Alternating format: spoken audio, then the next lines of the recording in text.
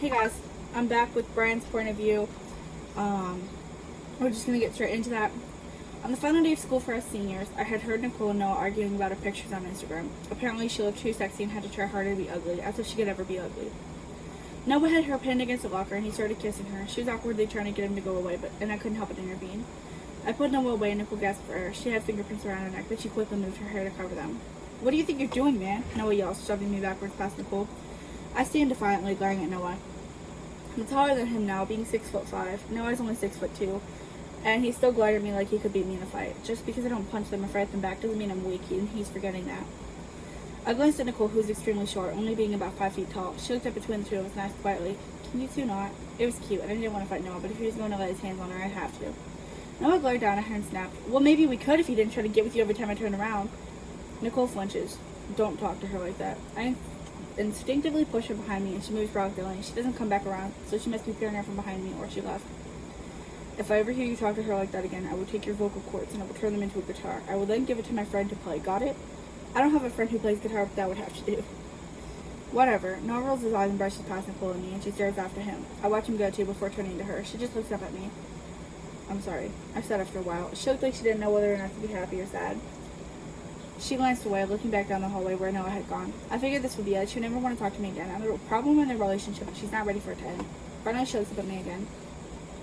"I'm sorry, too," she whispers, and a tear falls slowly. I brush it away, but I let my hand linger on her cheek. She gazes into my eyes, and I can't help but wish she was mine. Noah doesn't treat her right. He almost never has. The little kindness he exhibited in middle school before Skyline isn't good enough. He had no excuse to change. Becky didn't. I leaned down and kissed Nicole gently at first, but then harder. She ends up against the locker, kissing me back with her arms wrapped around my neck. I allowed my hands to slide down her waist, holding her to me as we continued kissing. Soon enough, we're French kissing, and neither of us really cared who was watching. It's the last day. Nobody should be here anyways. Finally, Nicole brought her hands around my chest, pushing me away firmly but gently. I was still close enough to kiss her again if I wanted to. She looked into my eyes for a moment before saying, "I think we should go home before we're locked in." She drives me home, and I blurt, "Want to come in?" Nicole pulls me over and kisses me again. When we pull apart, I get out and open her car door. She grabs her phone and keys. "Thank you." I held my door open for her and laid her in my room. We tossed her things down and grabbed a snack, cookies and milk, before sitting in the living room for a bit and turning on a movie for background noise. We sat on opposite ends of the couch at first, but then we ended up closer to each other, Nicole practically in my lap. Eventually she was, and we were making out. My hands lingered around her waist, and she had her arms wrapped around my neck. Another French kiss. The way she was positioned turned me on, and I had to fight the feeling. She didn't notice, and if she did, she didn't care. Sorry, my foot's itchy. Fun stuff, always. I couldn't even reach where it itched, so I'm just itchy everywhere. It sucks. She dropped down from my lips to my neck, and I panicked a little. I didn't know what to do but let her. She sat upright and held her, keeping her from falling. "Want to go to your room?" My heart hammered, and as it should, because this is a good thing. If Nicole will break up with Noah, then it'd be a great thing, but she won't. This meant one thing, losing my virginity. I would love to lose it to Nicole, but she'd be cheating. It's not like no one ever cheated on her, though, especially back in sophomore year when she had evidence of his cheating. I looked into her eyes. She really did love me. Maybe one day we'd be together when she broke up with Noah. I wrapped my arms around her and stand up. She wraps her legs for me, and I carry her upstairs to my room. We quickly undressed each other. Before I could rethink my situation, I had forgotten all of my morals. When we finished, I changed the bedsheets and snuck her over to use the bathroom and do whatever else girls do before bed. I had her change and showered. We fell asleep together, a movie playing in the background. The next morning, she shook me a little, and when I looked at her, she pointed to my alarm clock. It's 7 o'clock in the morning. There's no school today anyways. They're preparing for our graduation. We don't have to go back until the ceremony. I'm going to change that to the ceremony because that's a little bit repetitive.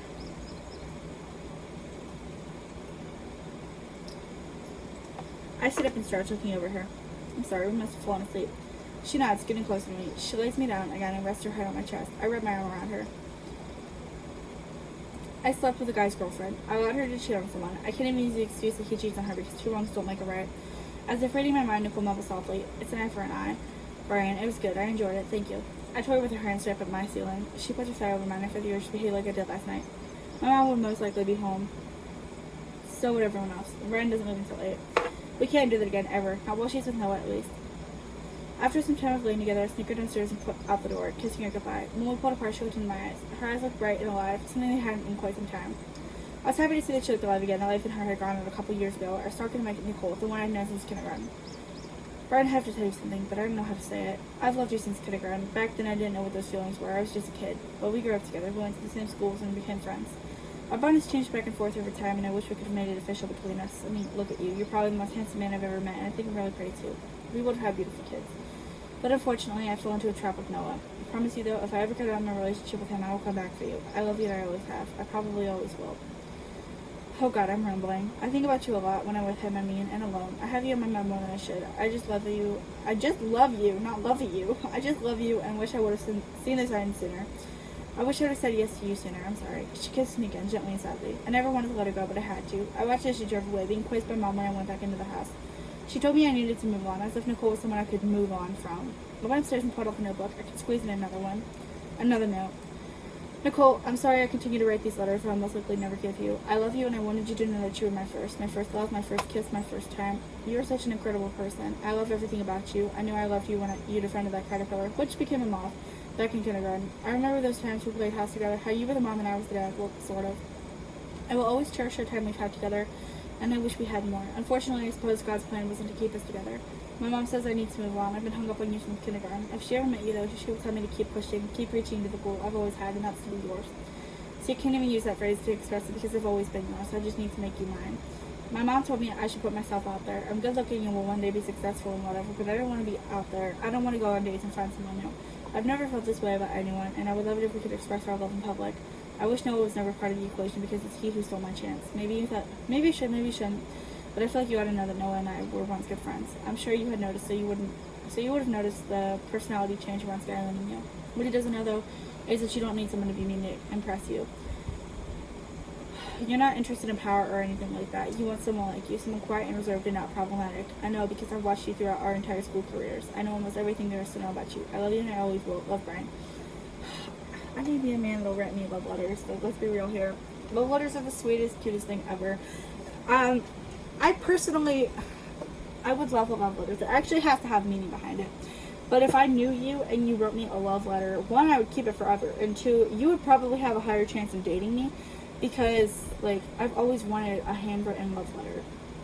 I'm always the one to write it now.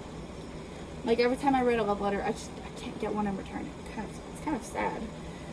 We graduate high school, and I'm an Ass's valedictorian. I celebrate with Mom, Dad, and Ryan, and pack for college in the fall. I put everything in my bags neatly, excited to meet my roommate. My roommate.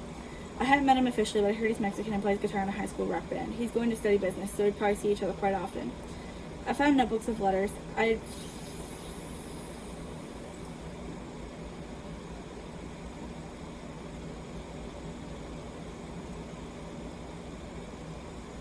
The notebook full of letters. I had to change that because I don't know what that sentence was. Definitely not what I originally wrote. There's no way. Unless I was just that stupid.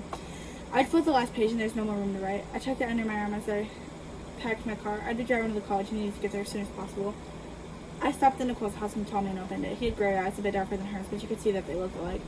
Who are you? He asked, his eyebrow raising.